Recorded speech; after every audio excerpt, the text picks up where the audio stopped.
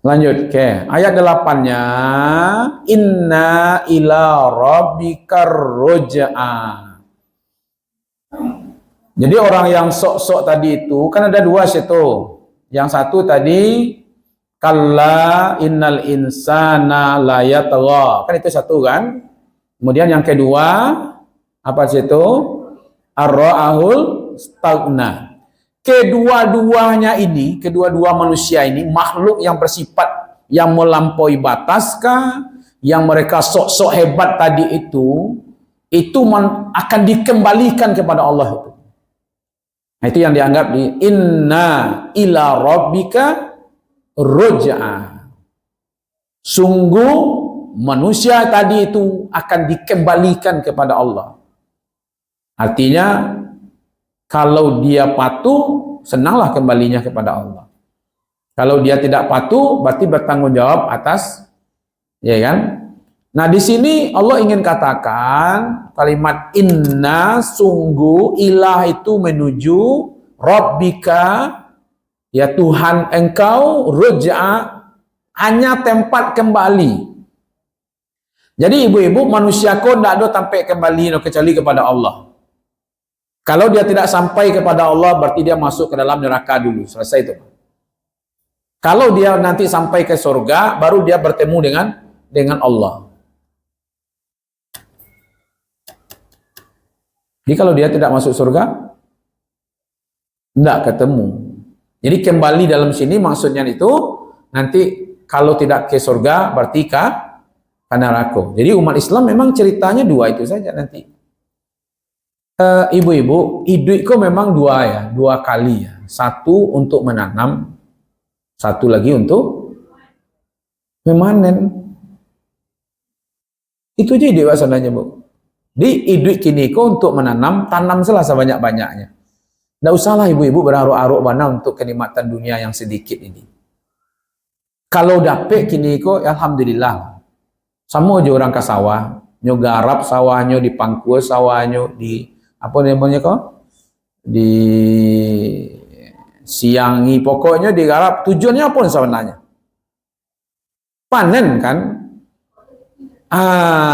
Kalau seandainya nanti sambil menggarap tuh ada balui, nah ya ambillah ada gitu. Tapi jangan cari balui. Kalau cari balui, itu tidak di ke sawah. Itu yang, ya kan? Pas umpamanya yang tuh ada ikan puyuh umpamanya. Ikan bakok kadang-kadang, ambillah Bu, tidak ada. Ya nak. Tapi jangan sibuk lah di itu gitu ha. Ya kan? Apalagi kalau sudah di umur-umur, ya kan? Kalau ibu kan masih muda-muda kok. Muda tahun 80-an gitu ya. Ya kan? Nah, ini ditanamkan supaya manusia itu jangan lepas kendali, lalu diingatkan. Kalian dulu aku ciptakan, lalu aku beri ilmu, beri tenaga, beri harta, udahlah, jangan sok-sok lelai, gitu ya. Nah, kalian semuanya akan kembali. Tentu ada resikonya enggak tuh kembali. Ada pembalasan di situ, ada ganjaran di situ, ada sanksi di situ. Lalu bila berhentinya tuh Bu? Pecinta harta ini bila berhentinya? Kurang mencintai harta ku bila berhentinya? Mati. Nuntut ilmu bila berhentinya? Mati. Nah, ini posisi awak di mana posisinya? Di posisi menuntut ilmu atau di posisi mengejar harta? Jadi nampaknya memang sampai mati itu dua itu akan dikejar orang. Kalau jabatan mungkin ada berhentinya nanti. Dari pilih orang lain, itu berhenti saja gitu ya. Jadi pecinta harta, pecinta jabatan yang berlomba-lomba untuk dunia, memperbanyak-banyak untuk dunia ini, dulu bahasanya itu alhaakumul takasur hatta zurtumul maqabir. Yang gemerlap hidupnya. Kadang-kadang tidak merasa manusia kok tidak berakal sebenarnya Ibu. Dia lebih banyak di kafe daripada rumah saji. Ketika dia tanya kalau mati nanti mau masuk surga atau masuk neraka. Itu namanya jaka sembung, bawa golok. Mereka mungkin habis waktunya di kafe-kafe lalu matinya masuk surga. Nah, di mana resepnya tuh? Konsepnya tuh di mana? Ya kan? Harusnya mereka itu memikirkan saya akan kembali kepada Allah. Maka itu menurut Ibnu Katsir, dua golongan yang tidak akan berhenti sampai mati.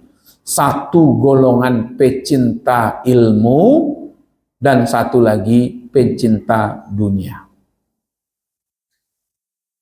Pencinta harta. Ya kan? Maka orang-orang yang lebih mementingkan dunia itu diancam oleh Allah tempatnya di dalam neraka Jahim namanya. Nanti sampai kita di situ surat An-Nazi'at. Ya, nanti ketemu itu. Lalu kita akan bertemu dengan yang menciptakan kita. Siapa yang menciptakan kita? Coba dihubungkan Ibu. Khalaqal insan min 'alaq. Lalu di bawahnya tadi apa? Yang ayat 8 ini? Apa? Rabbi karruja'a kan? Jadi datang dari Allah, diciptakan, lalu Allah katakan lagi dalam surat yang sama. Masih surat yang sama kan? Surat Al-Alaq. Kan tidak jauh-jauh itu, langsung di ayat di surat yang samanya Allah katakan. Tadi di awal-awal Iqra bismi rabbikal ladzi khalaq, khalaqal insana min 'alaq. Allah menciptakan manusia dari segumpal darah. Lalu di ayat 8 Allah bilang kalian akan kembali kepadaku. Tidak di ayat-ayat yang lain tuh gitu. Walaupun ayat lain banyak tentang itu, tapi di surah yang sama Allah langsung ingatkan. Inilah kata Buya Hamka, sesungguhnya kepada Tuhanmu lah kamu kembali, itu menunjukkan waktu itu tidak panjang. Dari penciptaan kita kepada kembali kepada Allah itu tidak lama. Jadi kalau gitu awak di dunia aku itu tidak lama. Paling lama sampai mati. Kalau lah mati, kembali kepada Allah. Jika sudah datang waktu untuk kembali, semuanya habis. Harta ditinggalkan, jabatan ditinggalkan, kekuasaan ditinggalkan. Malahan kadang-kadang alun mati lain, tidak ada daya lain. Minum air putih saya tidak bisa dong, tidak lalu jalan. Maka ada gini, disuan jo sendok tidak lalu, nampak anda kalau tidak itu masih hidup kan? Kok tidak lalu? Ya kan? Itu tandanya manusia itu lemah. Ya kan? Maka itu semuanya akan kembali kepada Allah. Tentu tujuan Allah mengatakan ini, mana pilihan kita. Nah itu aja tuh Bu. Ma pilihan awak kini ko. Berada di posisi patuh, persiapkan bekal, ya kan? Dengan amal yang terbaik. Karena orang yang tidak sholat kembali juga kepada Allah mempertanggungjawabkan. Orang yang sholat juga kembali kepada Allah untuk menerima imbalan.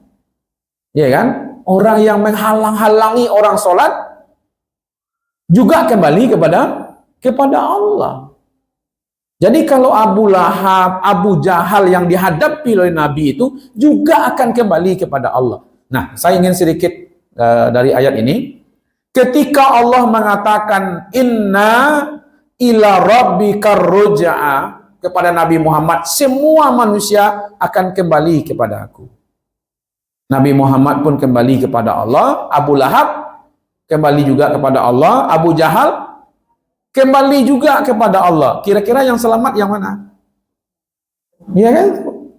Yang taat, yang patuh, yang beriman, tentu itu yang taatnya gitu ya. Jadi semua manusia yang ada sekarang ini, ya kan, itu akan berhadapan dengan Allah untuk dalam rangka tadi mempertanggungjawabkan semuanya. Nah, kalau itu yang terjadi, insya Allah yang taat akan masuk melenggang-lenggoklah ke dalam surga, yang tidak taat juga digiring ke dalam neraka. Jadi kalau begitu, ini ancaman bagi orang-orang kafir, dan ini adalah berita baik bagi orang-orang yang beriman. Mudah-mudahan kita masuk di kelompok kabar baik itu. Amin ya rabbal alamin.